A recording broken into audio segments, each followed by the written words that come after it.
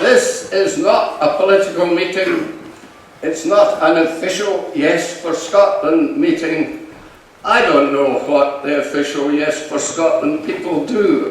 They seem to me to toil not neither with a spin, and it's left, as indeed it should be in a democracy, for ordinary people to convene meetings.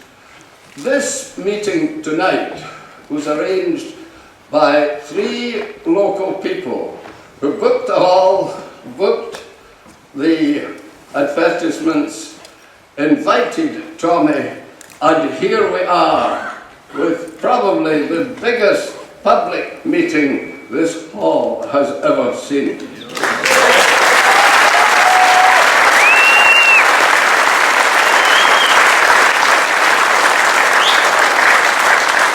Now, it's a Yes for Scotland meeting, but I hope there are people here who are as yet unconvinced, because it's fruitless to speak only to the convinced.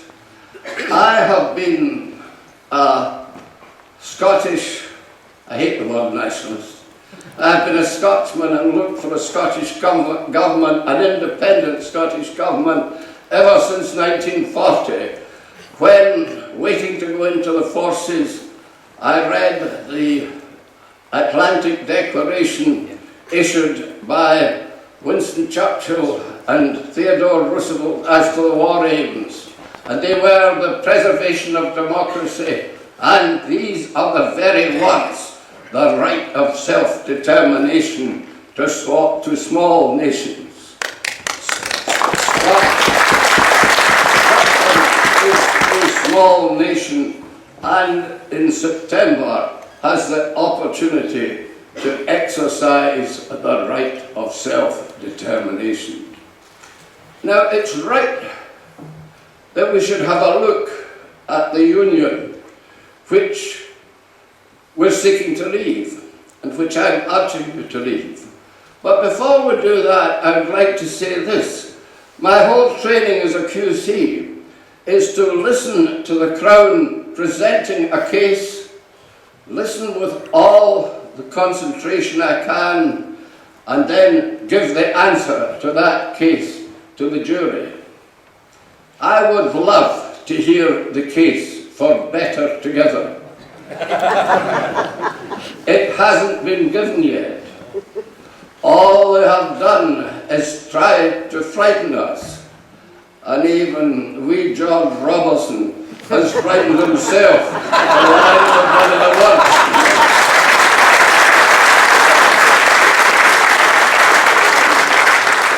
So I can't answer a case that doesn't exist, although I can understand people wanting to know why they should take this step.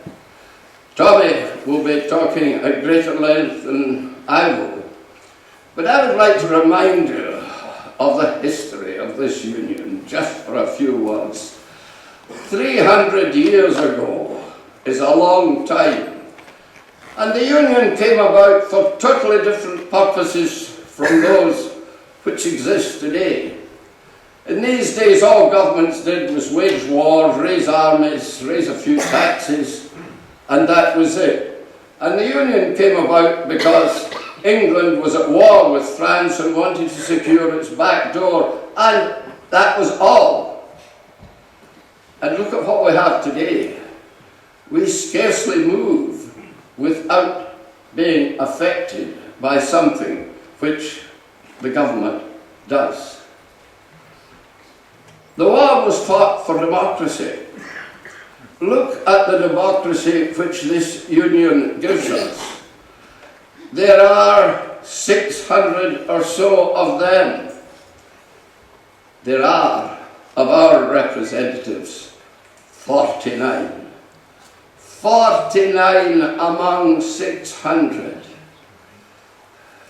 That is not a balanced union. That's more like the union of Jonah with the whale. We have been swallowed whole. We have been swallowed whole. Now, we seldom get the government which we vote for. And surely the essence of democracy is to elect a government. At the moment, we have a Tory-led government in Westminster. It has very considerable power over our lives. And we have got one Tory member of Parliament. We have more pandas than we have Tory members of Parliament. We would probably be better to send the Tory member of Parliament to the zoo as an endangered species.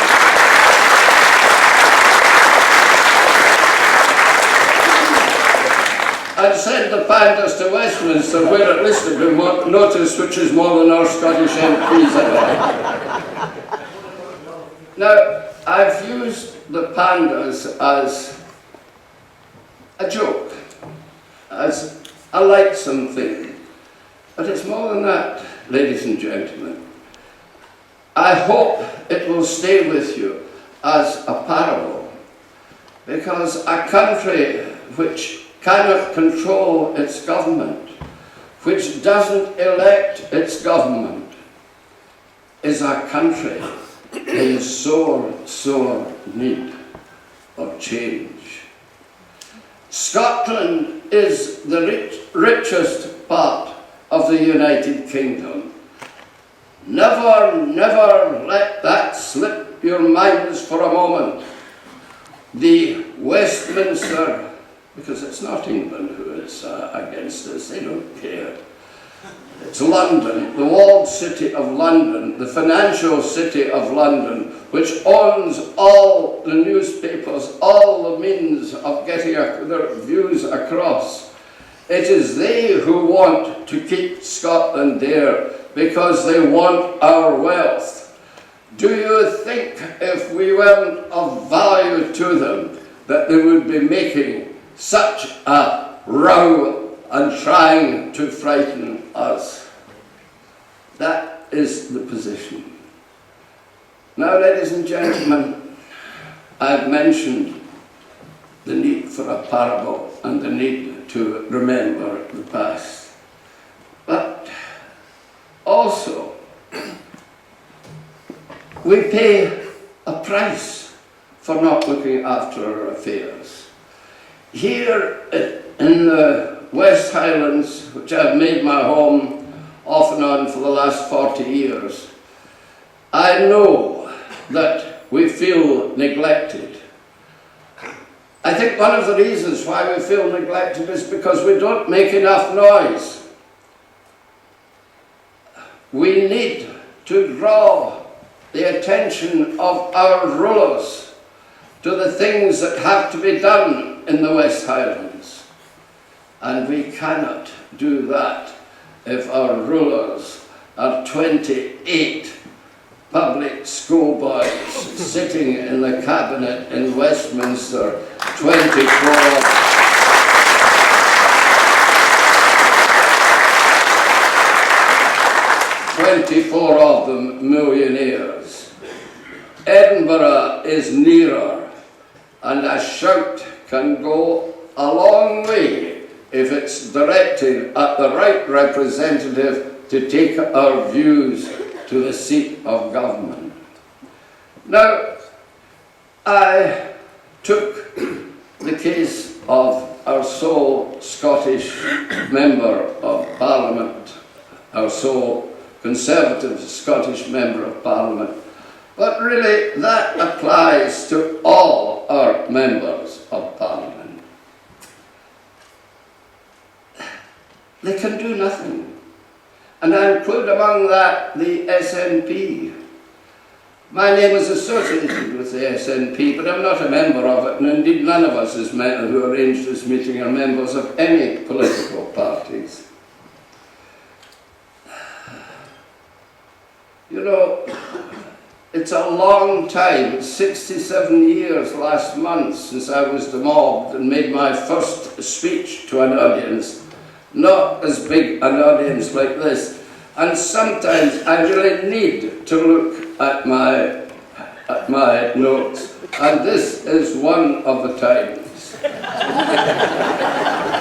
And the next thing that I see in my notes is the word poverty. In Norway, poverty, the poor we will always have with us. But poverty can be fought. And in Norway, the poverty level is down to less than 10%. In Scotland, it is the terrible and terrifying figure of 1/4. A quarter of the children in Scotland are born into poverty, they grow up in poverty, and they die in hopeless poverty. They have no hope, they don't vote. They have only, during my lifetime, had one voice, and voice is that of Tommy Sheridan sitting beside me. He has spoken for the poor, for the voiceless quarter of our nation. And I was first drawn to him, and I first noticed him during the poll tax. I didn't pay my poll tax either, because I don't believe in taxing the poor, which the poll tax did. Then I met him when he became an MSP, and I discovered, not from Tommy, but from someone else, that he didn't draw his salary as an MSP. A politician who didn't draw his salary. He only drew what he thought was the equivalent wage of a working man. That is the nature of the man who is about to address you and give you more eloquently and more knowledgeable than I can the case for Yes for Scotland. Ladies and gentlemen, Tommy Sheridan.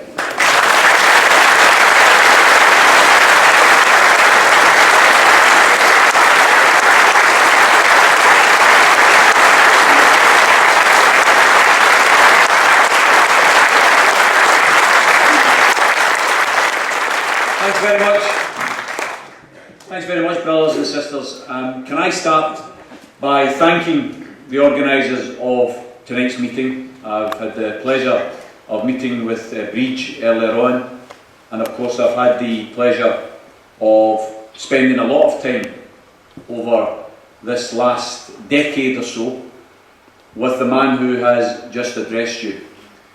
88 years of age, and the lucidity and the sharpness of any of your crop of politicians that you've got today. I've got to say, brothers and sisters,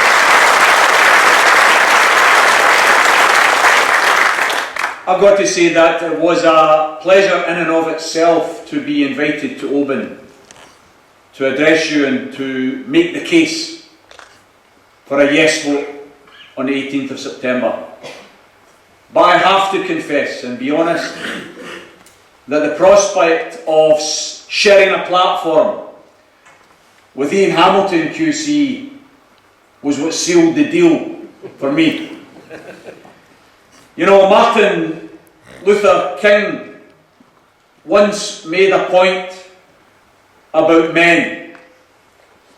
Judge not the man in times of tranquility, judge the man in times of adversity. Martin Luther King meant that in relation to friends. And I apply that measure to this man, Ian Hamilton QC. You see, I get a lot of people now saying to me, Tommy, you were right about what the news of the world and others were doing as far as their breaking of the law on an industrial scale to try and attack anyone who attacked the establishment.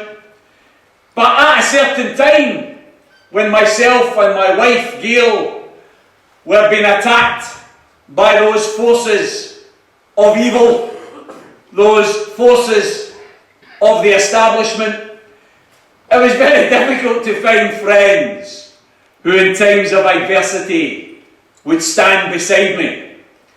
But there's one man who did stand beside me and Gail, and that man was Ian Hamilton. And I never forget that, Ian, that you were prepared to stand beside us when no one else was prepared to stand beside us. Real friends, brothers and sisters. Real friends are those who come towards you when the bullets start to fire, not the ones who desert you. And that's why it's such a pleasure to come here tonight and share a platform with Ian Hamilton, QC, who is nothing but an inspiration and a legend that we in Scotland should be proud of. Yeah, yeah. Brothers and sisters,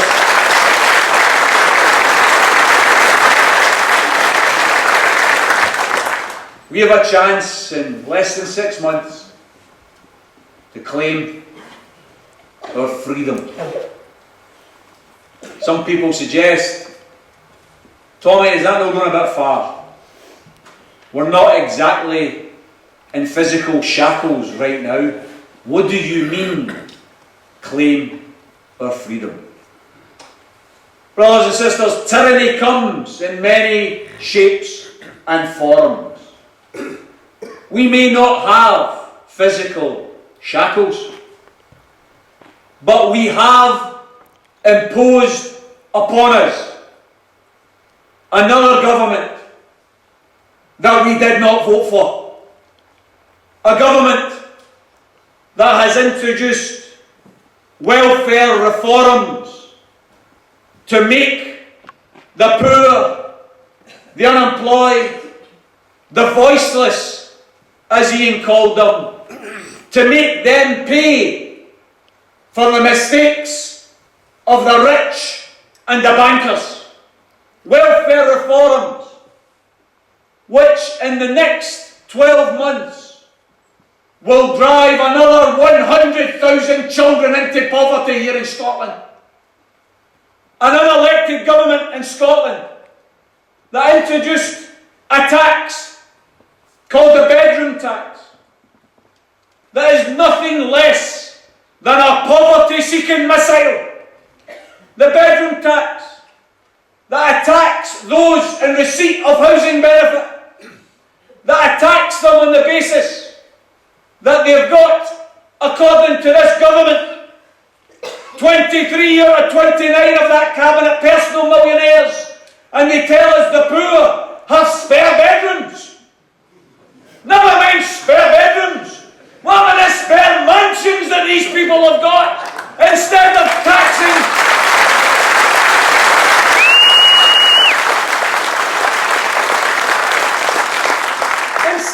taxing the poor because they dare to allow their children to have a bedroom of their own. That's what they're doing. How dare you have your child growing up in its own bedroom? If you're poor, share the bedrooms, they're telling us. The Education Minister comes onto the box and tells us that working class kids have got less chance in life because they don't have the capacity, they don't have the environment to learn properly. For instance, they have to share bedrooms. But then you've got IDS, Ian Duncan Smith, the man of darkness, who comes onto the telly and tells you, I'm sorry, but the children of the poor will have to share a bedroom or else they'll lose 25% of the housing benefit. That's the reality of these people. On the one hand, they'll tell you that the kids should have their own bedrooms so they can learn better, and on the other hand, they'll tell you, no, the kids have to share a bedroom or we'll take off their housing benefit. These people, you debate with them over issues like the bedroom tax. And by the way, let's remind ourselves, 91% of the elected politicians in Scotland voted against the bedroom tax. But we still got the bedroom tax. That's the tyranny that I talk about. That's the lack of freedom that I talk about. I debate with these people And they tell me on radio programmes that the people in social housing, because that's all it affects, of course, doesn't affect the private rented sector. It's only those in housing association or council homes who dare to claim housing benefit. And they try and portray the idea that anyone in housing benefit, they're a stranger, don't you know? Because that's who we want to blame, isn't it? That's who we want to scapegoat for all our problems. Let's scapegoat those in receipt of benefit. Let's scapegoat those who are asylum seekers. Let's scapegoat the poor. Brothers and sisters, we are in the biggest economic mess since the Second World War. My question to you is, who caused that economic mess? Was it those who received benefit? Was it the asylum seekers? Was it those in poverty? It was none of them that got us into the economic mess that we're in. It was the damn bankers and the multi-millionaires that got us into the problem we're in. Why the hell?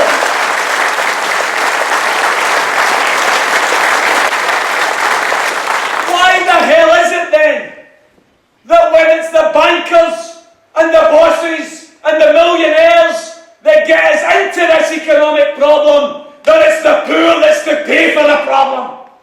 Austerity. What is austerity? Austerity is punishing the poor for the mistakes of the rich. That's what austerity is, brothers and sisters.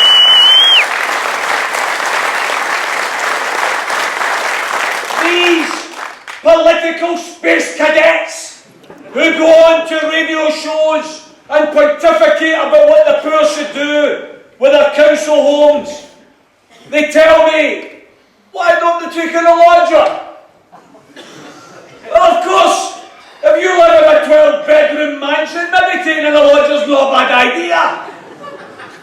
But if you live in a council house where you can hardly swing a cat, taking in a lodger's not a very good idea. And if they knew a single thing about what they were talking about, they would know that a housing benefit recipient who took in a lodger would lose their housing benefit. That's the point. That's how idiocy they speak. These are the people that rule us. You know, Maria Miller's made some headlines this week. We're having a go, aren't we? We're having a go at the poor living in council houses, claiming housing benefit. Here we've got a minister on over £150,000 a year, claiming £90,000 for a second home. Not a first home, a second home that she's got a mum and dad living in. I didn't want Maria Miller sacked as a minister. I want Maria Miller charged for theft and taken to court. That's what I want to ask Maria Miller.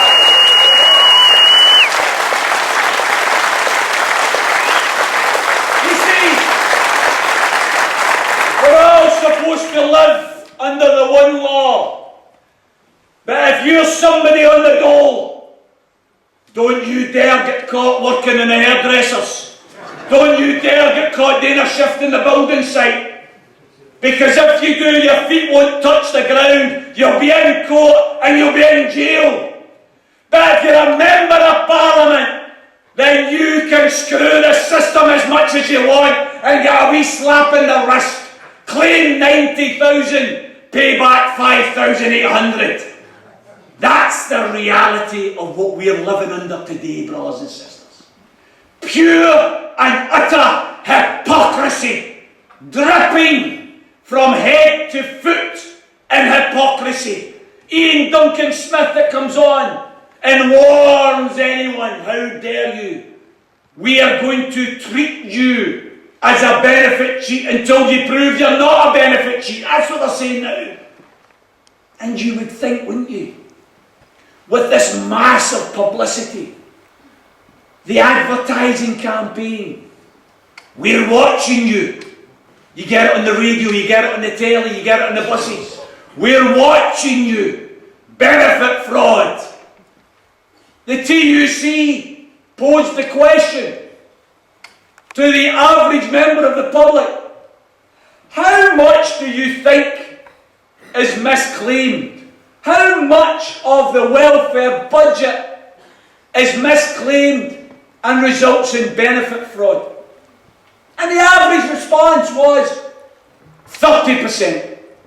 30% of the benefit budget is fraudulently claimed. Why is it? Why do people think it's so high? Because the bloody Daily Mail and the Sun and the Express tell them every single day, oh, we've got another scrounger. We've got another benefit fraudster. The reality of the situation, the reality of the benefit budget, how much is fraudulently claimed? It's not 30%. It's not even 1%. It's not 0.7%. That's the reality. You wouldn't think it, would you? Because what these people are determined to do is they're determined to scapegoat the poor, to divide the working class, to make it appear as though there's a deserving poor and an undeserving poor. When in reality, brothers and sisters, 0.7% of the welfare budget unclaimed, £1.2 billion in total. How much is unpaid in corporation tax and income tax from the millionaires? £120 billion. Isn't it about time? Isn't it about time that we spend less resources, less effort chasing after the 1.2 billion and we actually ploughed resources in to chasing after the 120 billion that the millionaires are defrauding from our society? Cuts! Who would need cuts if we just got the Amazons of the world and the Starbucks of the world and the Googles of the world to pay their bloody taxes? We wouldn't need any cuts, brothers and sisters.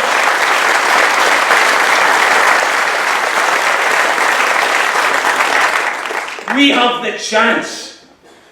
We have the chance 6 months from now to evaluate all that hypocrisy, to evaluate all that inequality.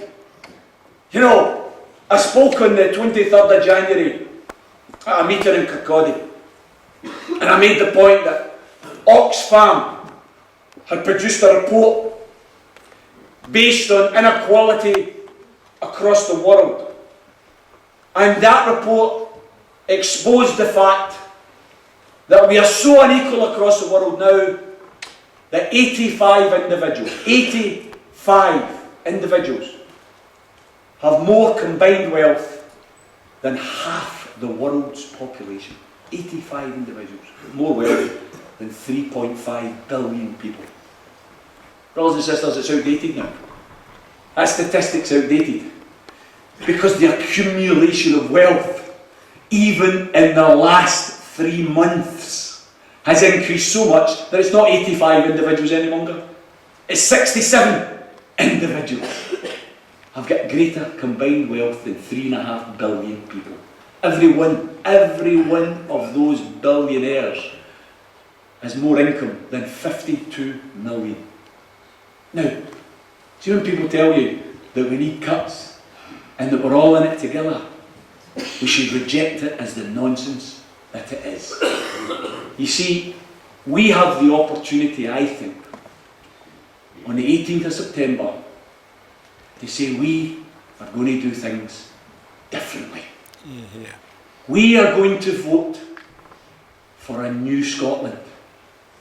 We are going to vote for a Scotland that is free to invest in hospitals, in schools, in nurses and doctors, rather than in the biggest amount of scrap metal on the planet in the shape of Trident nuclear missiles.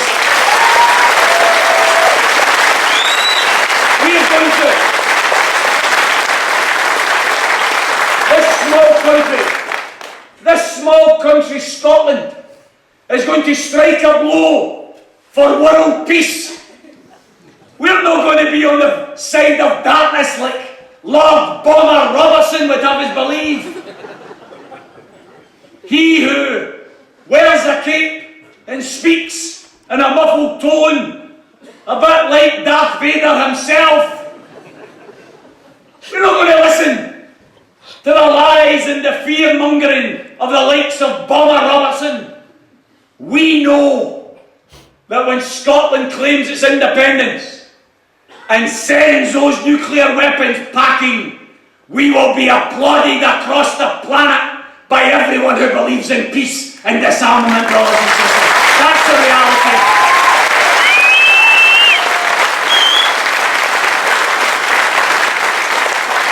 We will be free. We will be free, brothers and sisters, to invest in a publicly owned, publicly run National Health Service, unlike what is happening in England just now, where they are bit by bit every single day dismantling that greatest of all assets that the Labour government of 1945 introduced. Dismantling it, selling it to their friends in big business. Here in Scotland we're doing things differently. While they're privatising their health service, we are nationalising our health service. That's what we did in relation to the hospital in Clydebank that used to be in the private sector and do a couple of thousand operations every single year in conditions that were five-star hotel-like. That Jubilee Hospital is now in the public sector doing hundreds of thousands of operations every year. That's what it's about.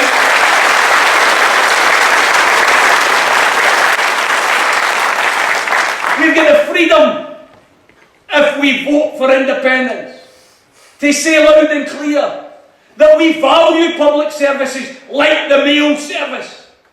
We think it's important that you can pay for a stamp anywhere in Scotland and you won't be at a disadvantage because you live in a more remote part of the country. You'll have to pay more for a stamp.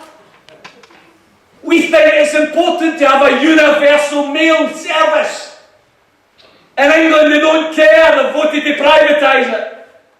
And an independent Scotland will keep it in the public sector. That's the freedom we'll have. We'll have the freedom, brothers and sisters, to look at the scandal. Look at the scandal that is the UK just now. Five families in the UK have a greater combined wealth than 20% of the population. 5 families, more money than 12.7 million people. What do you have? Why is it we're holding on to with the UK? Do you really want to hold on to the payday loan companies? Do you really want to hold on to the food banks? 500,000 families today reliant on food banks. We used to be the empire that the sun could never set on. We were so powerful. Now we've got 500,000 citizens relying on food banks to survive. Do we really want to stay part of that UK with its 0-hour contracts, exploiting workers, not giving them a contract of employment, but telling them day from day whether they're going to be working or not? We used to build trade unions to stop that in the shipyards. It's come back with a vengeance in the UK. Do we really want to keep a UK that is ridden with that level of inequality and greed and corruption? Or do we want to go for an independent Scotland that's committed not to a minimum wage but to a living wage? A wage that gives some dignity to people in employment. Why is it? Why is it we have a system that forces the individual worker to apply for working families tax credit, housing benefit, council tax benefit? What is all that about? What are we doing? We attack people who are claiming these benefits. Over 50% of housing benefit claimants are workers. They're not the idle unemployed. They're workers who can't afford their rents. Why don't we have a system in this country where we pay people a living wage, give people some dignity, and if there are employers out there, and I don't mean the Asda's, I don't mean the Tesco's or the Morrisons, who pay poverty pay and then we subsidise them, because we give benefits out to people. We subsidise poverty pay, that's what we do. But if there are genuine employers who can hardly wash their face, who can hardly make enough revenue and need support to pay their workers a proper wage, why don't we get the companies to apply for the benefit? Yeah. Instead of getting the workers to apply for the benefit. Wouldn't it make more sense?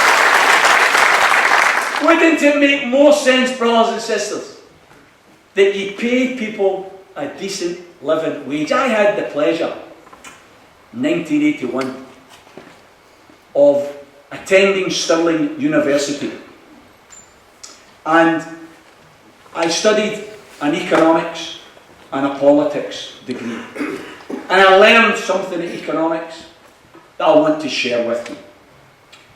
It's called the marginal propensity to consume. Now, it's a major bulwark of economic theory, but it's very, very simple. If you give a millionaire an extra £100,000 a year, which is what this shower of cretins have done by cutting the taxes for the rich. If you give the millionaires an extra £100,000 a year, how much are they going to spend? Zilch! Zero! Why? Because they've already got everything they need. That's why they're millionaires.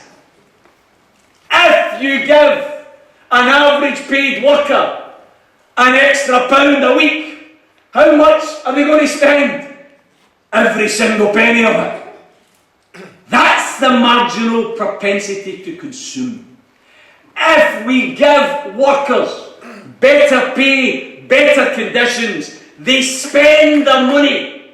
And by spending their money, they create demand in the economy for other people who provide services, who provide products. And before you know it, you've got what's known as a virtuous cycle. Those in well-paid employment will spend money to create jobs for other people to be in well-paid employment. That's the reality of how we should be running an economy. Let's reject the idea in the 21st century that we base our economy on a race to the bottom and see how little we can get away with paying people. Let's instead instill a bit of dignity into the labour force and pay people a living wage for a proper job. That's what we should do in an independent Scotland, brothers and sisters. That's the choice that we have.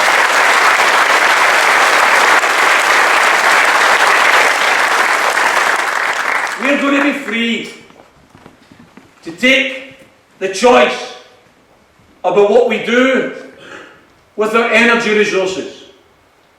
And the beauty of the Yes campaign as a whole is it's a rainbow alliance. There are people who support independence who won't share my political vision. There are some people supporting independence who are quite wealthy and believe that Scotland should be independent on basic democratic grounds, and I welcome that. Personally, I see independence not as the end of our journey. I see independence as just the start of our journey. I see independence as an opportunity opening up. And I look at the ability to produce gas, electricity, oil. And I think in this independent Scotland, I want that wealth, I want those resources not to be privately owned and run for private profit. I want the gas, the electricity, the oil to be publicly owned and run for the benefit of the people of Scotland. That's what we want an independent Scotland.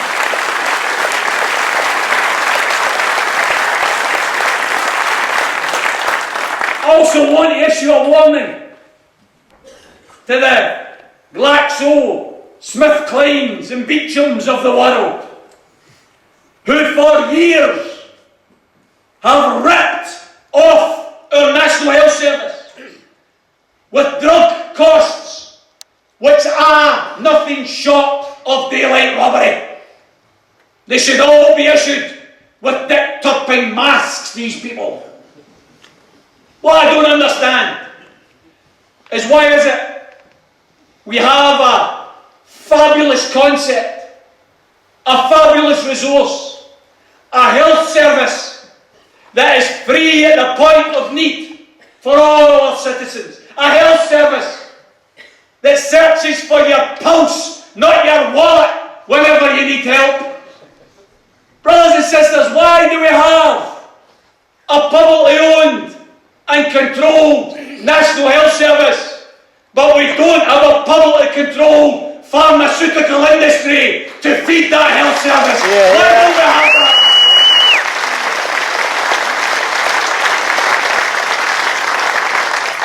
So that instead of investing in obscene profits and salaries for the chief executives and directors of these companies, we instead invest and develop in the medicines that are required to tackle the scandal of cancer, to look into multiple sclerosis, to tackle Alzheimer's disease, all of the things.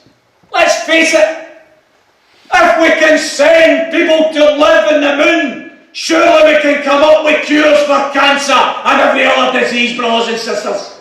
Is it beyond their wit? Is it beyond their intellect? I don't think so. But when it comes to the pharmaceutical industries, they actually benefit from people being ill. They benefit from people being sick. And they're a publicly owned and resourced pharmaceutical industry. That would not be the motive. Helping people, caring for people, curing people, that would be the motive. That's the type of things that somebody like me, a socialist calling for independence, believes is possible. Others in this audience tonight who believe in independence will have a different vision, will have different priorities. That's fine. That's great. Because think about this.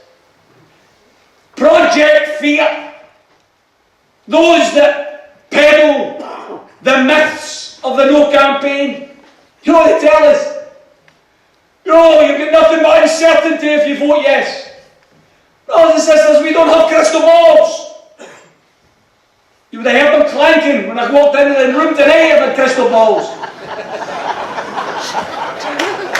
The truth is, we can't dot every I, cross every T, and tell you every single detail of an independent Scotland.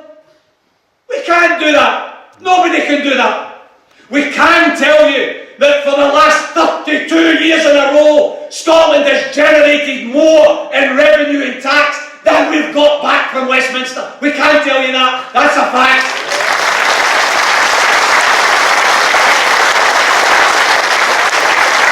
But to those in Project Fear who want you to stick with this corrupt Westminster government for fear of uncertainty, I say to you tonight, we can be certain of one thing. Stay with the Union and you will certainly have more cuts, more austerity, more privatisation, more of the hypocrisy which people are sick and fed up with to their back teeth. That's a certainty, brothers and sisters. You have the opportunity. You have the opportunity to free yourselves from that, to open up a new vista of vision about how life could be in this new Scotland. All of you who have got children or grandchildren, I challenge you. I challenge you to look at your kids and not strike a blow for their futures. Not strike a blow for them to live in a new Scotland that's committed to putting people before profit, that's committed to promoting peace, not nuclear holocaust. I say to you, anybody here, I get it at many meetings, people say, but I don't support the SNP. Some people say they don't like Alex Salmon. Brothers and sisters, I couldn't care less whether you support the SNP or whether you like Alex Salmon. I've got to say to you, this referendum in 6 months' time is nothing to do with the SNP or Alex Salmon. It's to do with the future of your country. That's what this is about.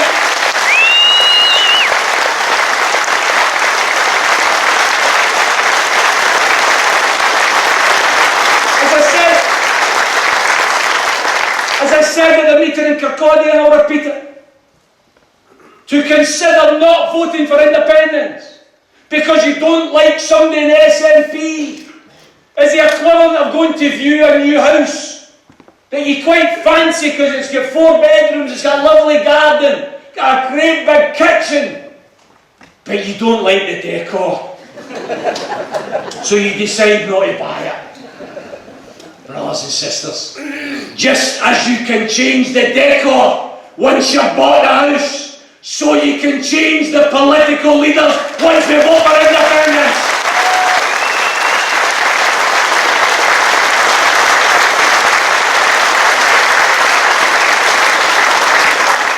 I have to correct one of the points I made. One of the points I made was that there would never be another Tory government in Scotland. And someone, quite rightly, constructively criticised that by pointing out that the Tories have still got support in Scotland. And the Tories could conceivably at one stage in the future win a Scottish election. So I'm going to change it.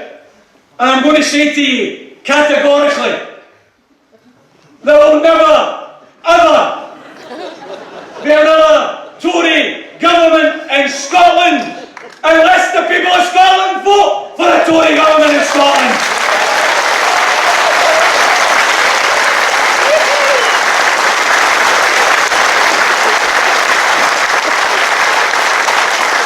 And there's more chance of hell freezing over than if the people of Scotland vote for a Tory government. That's the freedom we have in our hands. Brothers and sisters, why?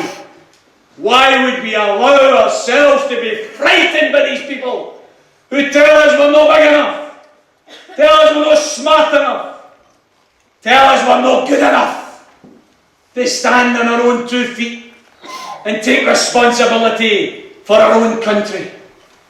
Brothers and sisters, we should say loud and clear, we are big enough, we are smart enough, we are courageous enough to stand up and be counted on the 18th of September and to seize the moment, to seize the chance, to take back the sovereignty that belongs to the people of Scotland and to stand as a small, dignified country across the planet, committed to social justice, committed to peace, committed to putting our people first.